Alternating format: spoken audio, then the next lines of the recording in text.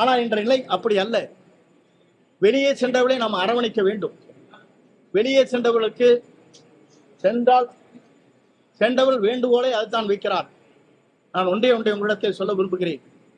அவர் வைக்கின்ற வேண்டுகோள் எந்த கண்டிஷனும் இல்லை. எங்களை ஏற்றுக்கொள்ளுங்கள், உங்களோடு இணைந்து பணியாற்றுகிறேன், நாட்டு மக்கள் நலன் கருதி, தொண்டர் நலன் கருதி நாங்கள் எந்த தியாகத்தையும் செய்ய தயாராக இருக்கிறோம் என்று பல்வேறு மேடையிலும் கடிதங்கள் மூலமாகவும் அவர் நமக்கு கொடுத்து கொண்டே இருக்கிறார். அப்படி கொடுத்து கொண்டிருக்கிற போது எல்லோரும் என்ன செய்வது என்று நாம் தவித்துக் கொண்டிருக்கிறோம்.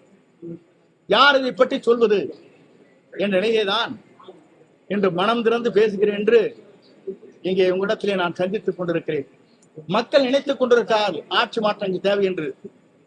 அப்படி ஆட்சி மாற்றங்கள் தேவை என்கிற போது வெளியே சென்றவர்கள் ஒன்றிணைக்கப்பட வேண்டும்.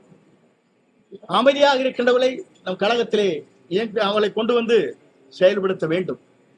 அப்படி படுத்துகிற போதுதான் நாம் வெற்றி என்ற இலக்கை நம்மால் எட்ட முடியுமே தவிர நாம் நாளை நம்முடைய ஆட்சி மலரப் போகிறது என்று யாராலும் சொல்ல இயலாது.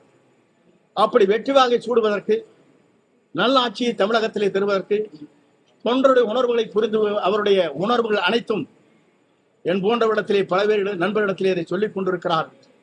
அந்த கருத்தின் அடிப்படையிலே தான் நான் உங்களை சந்தித்து எல்லோரையும் அலையுங்கள், வெளியே சென்றவர்களை நம் கழகத்தில் இணைத்துக் கொள்ளுங்கள், அது மட்டுமல்ல அவர்கள் வேண்டுகோள் வைப்பது எந்த பொறுப்பும் எங்களுக்கு தேவையில்லை என்று சொல்லுகிற போது மன மகிழ்ச்சியோடு எதிர்காலத்தை நோக்கி இது நம்பியிருக்கிற கோடான கோடி தொண்டர்களின் அவருடைய கனவை நிறைவேற்றுவதற்கு மக்கள் என்ன நினைக்கிறாரோ அது வெற்றிகரமாக புரட்சித் தலைவர் அம்மாவுடைய ஆட்சி மலர்வதற்கு நாம் அனைவரும் உறுதுணையாக இருக்க வேண்டும் என்ற நிலையை நான் இப்போது பதிவு செய்ய விரும்புகிறேன்.